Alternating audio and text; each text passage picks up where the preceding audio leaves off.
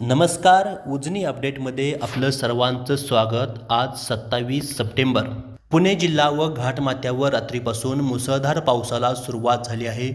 दौंड परिसरातून प्रचंड मोठ्या प्रमाणात पाण्याची आवक होत असल्यामुळे आज सकाळी 9 वाजल्यापासून उजनी धरणातून भीमा नदीच्या पात्रात तब्बल 80,000 क्युसेक पाण्याचा विसर्ग सुरू करण्यात आला आहे. मुंबई आणि पुणे येथे काल रात्रीपासून मुसळधार पावसाने जोरदार सुरुवात केली असून पुढील 2 ते 3 दिवस हा पाऊस कायम राहील असा अंदाज हवामान खात्याने वर्तविला आहे.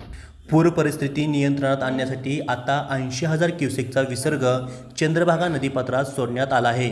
कालपासूनच सोलापूर जिल्ह्याला रेड अलर्ट जारी केला असून उजनी पाणलोट क्षेत्रात कालपासून जोरदार पावसाने हजेरी लावली आहे.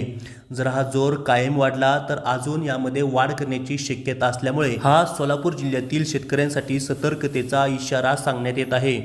महाराष्ट्रासह अनेक राज्यात जोरदार पावसाने हजेरी देखील लावली असल्यामुळे अनेक शेतकऱ्यांचे मोठ्या प्रमाणात नुकसान झाल्यामुळे उजनी कार्यक्षेत्रात असणाऱ्या सर्व शेतकऱ्यांनी आपल्या शेतामध्ये पाण्याची निचरा होण्याची व्यवस्था करावी असे आवाहन प्रशासनाकडून करण्यात येत आहे.